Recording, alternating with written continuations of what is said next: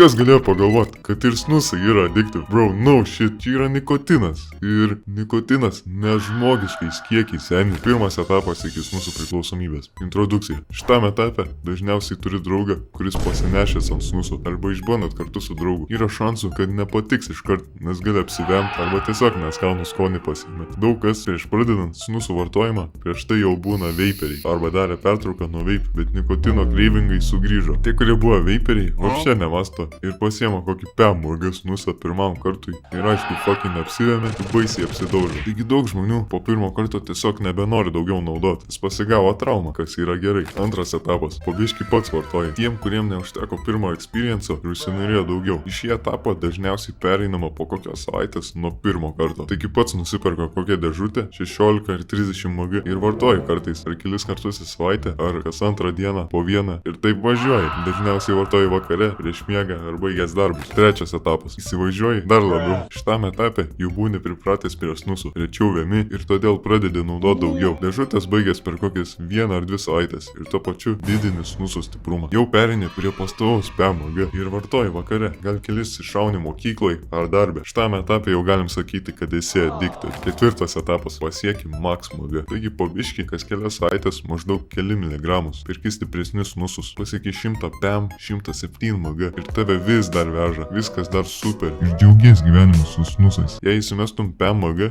nebent kubą, ar dar mažiau, visiškai nebejaustum, jau nebeveiktų. Todėl esi stak prie didžiausių MG. Penktas, paskutinis etapas. Nebedaužo, bet jau visiškai addicted. Taigi po kokių 3-5 mėnesių pastovaus naudojimo pasiekiai max. Dabar tenka mestis po kelius snusus po 100 PMG, kad nudaužytų bent biškį. Sunaudoji po kelias ar daugiau dėžučių į savaitę. Išleidau po 5 eurų ant snusų per mėnesį. Ir kas liūdniausia, kad negali nustoti. Viskas, seniai. Čia tavo žiauriausias habitas. Tu addicted kaip su koksu ar kristi. Ir tavo balansas mažėja ir išlaidos vis didėja. Kadangi negali kvitint, tai sėdi depresijai. Įsipisęs 400 PMG po lūpą. Tokia ir istorija. Paskui galimai pradedi pats pardavinėti snusus nepilnamečiam, kad palaikytum savo baisų addictioną. GG. By the way, kiekvienam žmogui šitas addiction procesas gali būti kitoks, nes žmonės skirtingai reaguoja į nikotiną. Dar priklauso ar rūkėjai anksčiau ir taip toliau. Gal darai pertraukas tarp etapų, tai kitaip gavosi. Bet nieko ką sakiau šitam video, nebandykit daryti namuose ir nebesvaikit.